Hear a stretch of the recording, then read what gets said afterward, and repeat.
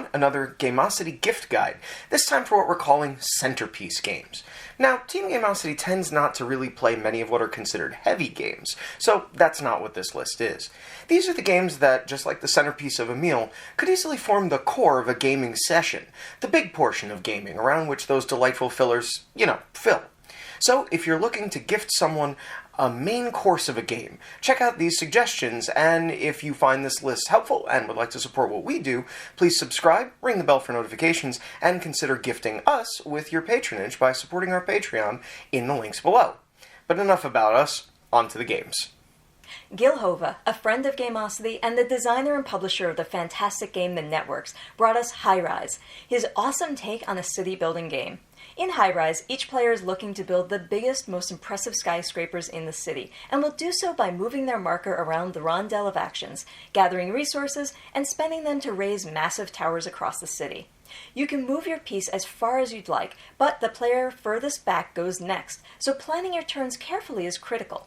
And you're constantly deciding between doing things the right way, which can be slower or more expensive, or cutting a few corners to get the job done faster, in exchange for a little corruption. Corruption will cost you in the end, sure, but High Rise is all about that ever-expanding ambition. It's big and beautiful, and at the end of the game, you'll absolutely feel like you've transformed the city skyline.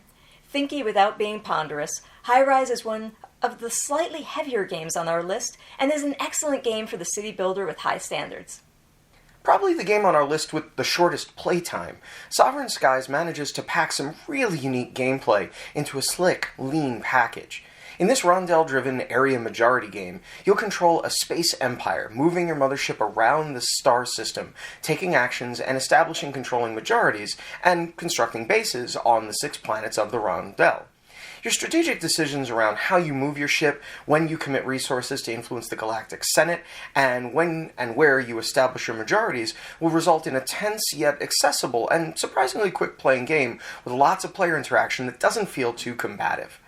Optional faction-specific abilities are perfect for adding some variety, you should always use them, but the real joy of Sovereign Skies is how it somehow delivers the satisfying feeling of a denser strategy game in a fraction of the time and with easy-to-engage gameplay.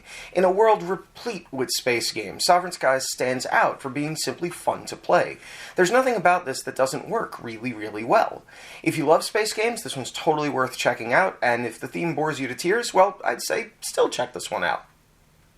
I'll be honest, we've only just started our campaign of Pandemic Legacy Season 0, and we're already hooked.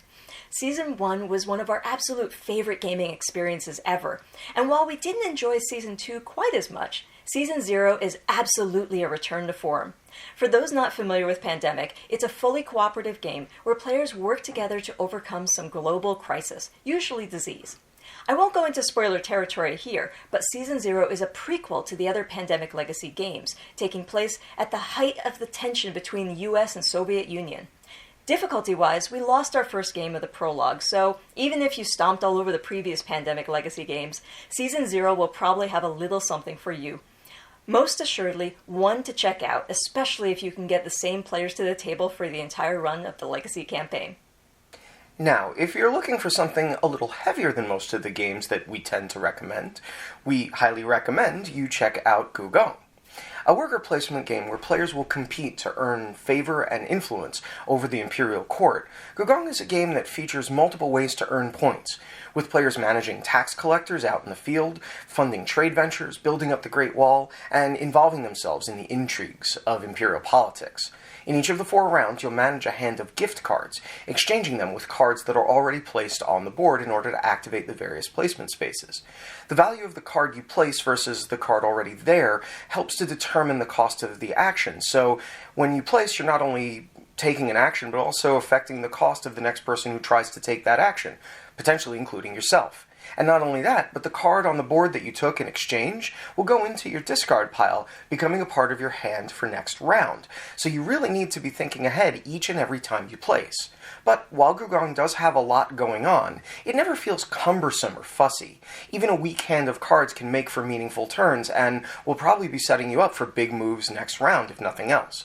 Gùgōng is beautiful and elegant, and if it sounds great, then you might want to also consider grabbing Panjun, an expansion that was released just a few months ago. The other space game on our list, Empires of the Void 2, isn't a particularly new game either. It was first published by Red Raven Games in 2018, but we found that this big box game of Space Empires somehow flew under the radar for many, and it's both still in print and still quite excellent. Empires of the Void 2 delivers the best notes of heavier 4X space conquest games without ever being ponderous. Everything from movement to combat to forming alliances with alien races you encounter is percussive and quick, driven by a simple action selection mechanism.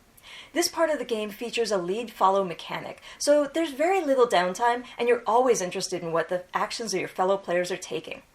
Empires of the Void 2 also gives you a bunch of ways to earn points, including things like delivery assignments, unique event cards on every planet, and even mission cards that will incentivize you to work together with your opponents towards certain goals. We're not really big into games about space empires conquering the galaxy, but Empires of the Void 2 manages to avoid a lot of the pitfalls of the genre, while delivering solid gameplay in a reasonable time frame. It's not a 2020 release, but it would still make a great gift this season. And those are just some of the games that we think would make for excellent Centerpiece game gifts this holiday season. What do you generally reach for when you're looking to set the table for a single game session? We'd love to hear it in the comments below, and as always, if you'd like to support Team Gameosity, please subscribe, click the bell for notifications, and check out links to our Patreon below. Happy holidays, we'll see you next game.